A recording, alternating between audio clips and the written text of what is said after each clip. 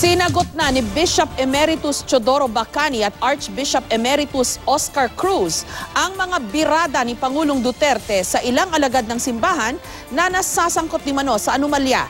Itinanggi naman ni Bishop Bacani ang mga paratang ng Pangulo na meron di umano siyang 2 asawa. Dapat daw sana ay kakasuhan niya ang Pangulo sa mga mapanira nitong pahayag kung wala lang itong immunity from suit. May report si Micaela Papa. They are free.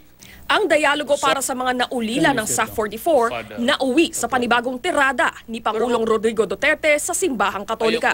Bagaman pinuntirya ang mga taga-simbahang nasasangkot sa anomalya sa librong Altar of Secrets ng yumaong mamamahayag na si Aris Rufo, isang obispo ang binanggit ni Duterte.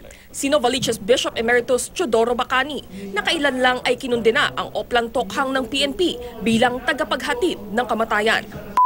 Bacani ang 2 pa lang asawa. Pareho ko. Parang mayor yun ng buang. Tapos kung magsalita itong mga unggoy na to. Hamon pa ng Pangulo. So I'll make you a deal. Basahin ninyo itong libro na ito. And if I feel that halos lahat nakabasa na ninyo, then go back to me and tell me binastos ko ang reliyon ko at nagsisinungaling ako. And I will resign. Matapang na sagot ni Bacani sa isang text statement. Nagsabing kung wala lang immunity from suit ang Pangulo ay kinasuhan na niya ito ng defamation at libel. Naawa raw siya sa Pangulo at ipinagdarasal siya. Pinabulaanan din nito ang paratang na may 2 asawa ito. Kung makahanap daw ng isa ang Pangulo, ibibigay na niya raw ito sa kanya.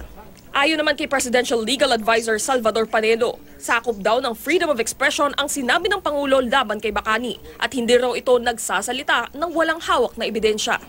Si Archbishop Emeritus Oscar Cruz, aminadong may ibang alagad ng simbahan na nagkakamali. Sila raw ay dinidisiplina ayon sa patakaran ng simbahan. Pero ang paniniwalang hindi dapat pumatay ay hindi opinyon lang ng ilang obispo, kundi malinaw na utos sa Biblia at hindi raw patitinag ang simbahan dito. Huwag niyong kalabanan ng simbahan.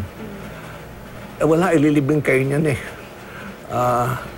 2,000 taon na yan eh. Ang dami nang kumalaban dyan. Ang dami nang gustong sirain yan at wasakin yan. Andiyan pa, nakatayo pa rin. Ang Catholic Bishops Conference of the Philippines o CBCP naman bukas daw makipagdialogo sa Pangulo upang maayos na ang iringan ng 2 panig. Siguro dapat mag-meet, sana makapag-usap, makapagdialogo para kung ano man ang differences, mabigyan natin ng lunas, magkaroon tayo ng pagkakaisa para naman sa kauunlad ng ating bansa at ng ating lipunan. Micaela Papa, GMA News.